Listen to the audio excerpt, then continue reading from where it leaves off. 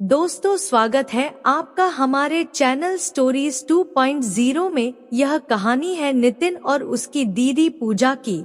राजस्थान के एक छोटे से गांव के शांत वातावरण में बना एक छोटा सा घर था, जहां नितिन अपनी मां के साथ रहता था और उसकी दीदी पूजा भी वही रहती थी।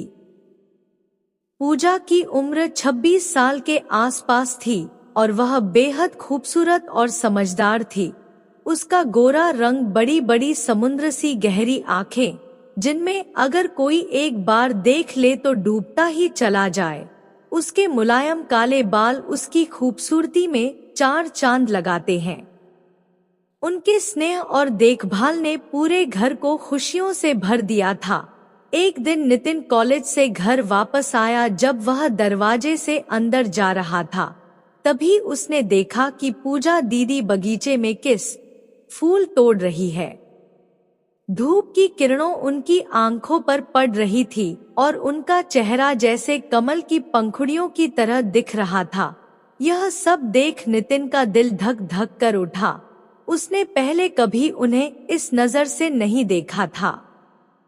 अब नितिन जानबूझकर बगीचे में काम करने का बहाना लेकर आता है और चुपके से जाकर अपनी दीदी के पीछे खड़ा होता जाता है। नितिन अब अचानक से बोलता है, दीदी आप क्या कर रहे हैं? तभी पूजा दीदी का संतुलन बिगड़ जाता है और वह गिरने ही वाली होती है, या रब ने भागकर उन्हें संभाल लेता है। इस वक्त दोनों की नजरें आपस में मिल जाती है। इस पहली नजर ने नितिन के दिल में हलचल मचा दी। तभी पूजा खुद को संभालते हुए नितिन से पूछी, तुम क्या कर रहे हो? तभी नितिन अपनी दीदी से कहता है, दीदी मैं आपकी मदद करना चाहता था। यह सुनकर पूजा मुस्कुराई और बोली, तुम्हें कब से पेड़ों में रुचि हो गई? नितिन ने जवाब दिया, बस यूं ही आपके साथ वक्त बिताना अच्छा लगता है। फिर पूजा दीदी ने नितिन को फूलों की देखभाल करने के तरीके सिखाए। अब यही सिलसिला रोज रोज चलने लगा था और फिर दोनों के बीच बातचीत बढ़ने लगी।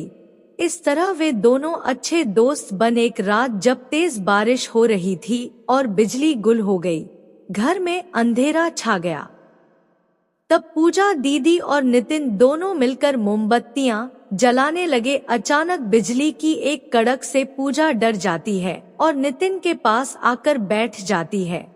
इधर नितिन को बहुत अच्छा महसूस हो रहा था। ऐसे ही 20 मिनट गुजर गया। अब नितिन और पूजा दोनों अपने डर पर नियंत्रण नहीं कर पा रहे थे, लेकिन पूजा ने जैसे तैसे करके अपने आप पर नियंत्रित किया। अब दोनों की आंखों में कुछ अलग सी झलक थी। पूजा की आंखों में हल्की सी शर्मिंदगी और नितिन की आंखों में प्यार और स्नेह था। अगले दिन पूजा ने नितिन से पूछा, कल रात तुमने कुछ महसूस किया? और अपने हित के चलते हुए कहा, हाँ दीदी। फिर नितिन ने कहा कि मैं आपको कुछ बताना चाहता हूँ। पूजा ने कहा, क्या बात है? फिर रब ने अपनी भावनाएं व्यक्त किया कि मैं आपको अलग नजर से देखता हूँ। मुझे लगता है कि मैं आपसे प्यार करने लगा हूँ। उसने अपनी दीदी से कहा कि दीदी सच बताऊं तो मैंने आपको पहली नजर में ही पसंद कर लिया था और अब मैं ऐसा चाहता हूँ कि आप मेरी पत्नी के जैसे बन जाओ। मैं आपका जिंदगी पर ख्याल रखूंगा और आपको कभी भी किसी चीज की कोई भी कमी नहीं होने दूंगा। आप सच में मुझे मेरी वाइफ की तरह लगती हो। नितिन की अपनी बातें सुनकर पूजा थोड़ी देर चुप रही और फिर बोली, नितिन यह सही मैं तुम्हारी चाहती हूँ, लेकिन मैं भी तुम्हारे प्रति कुछ महसूस करने लगी थी। हमें अपने रिश्ते की मान और मर्यादा बनाए रखनी होगी। नितिन ने भी महसूस किया कि उनके प्यार को सही दिशा निर्देश नहीं मिल सकती। उसने निर्णय लिया कि वह अपनी भावनाओं को काबू में रखने की पूरी तरह से कोशिश करेगा और पूजा दीदी का सम्मान करेगा। उन्होंने अपने दिल को संभालते हुए अपने रिश्ते को परिवार की खुशी और शांति के लिए त्याग करना चाह रहे थे, लेकिन आगे इनके साथ कुछ और ही होने वाला था।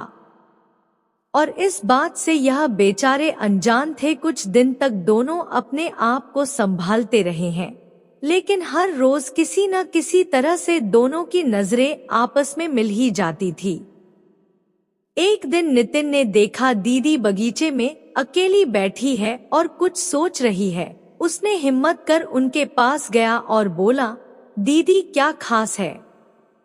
पूजा ने जोर से सांस ली और कहा, हम दोनों जानते हैं कि हमारे बीच कुछ खास है, लेकिन हमें अपने घर परिवार और गांव की मान और मर्यादा, समाज की सोच का भी ख्याल रखना होगा।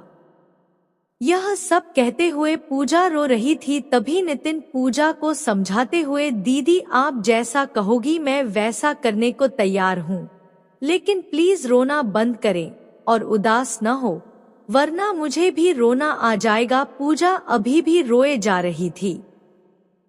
जब पूजा चुप नहीं हुई तो नितिन ने उसे कहा कि दीदी आप चुप हो जाओ, क्योंकि मैं आपको अपनी वाइफ की तरह मानता हूँ और आपको ऐसे रोते हुए बिल्कुल भी नहीं देख सकता।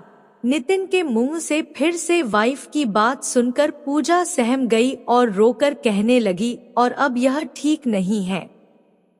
नितिन रोकर बोला, क्यों ठीक नहीं है? पूजा बोली, क्योंकि तुम मेरे भाई बेटे के समान हो, इसलिए ऐसा रिश्ता ठीक नहीं। नितिन ने फिर से अपनी दीदी को समझने की कोशिश की। उसने कहा, दीदी मैंने आपको पहले ही बता रखा है कि मैंने आपको पहले ही नजर में पसंद कर लिया था, और अगर आपको पता हो कि जब कोई दंपति की तरह रहते हैं तो उनके बीच सब सही होता है।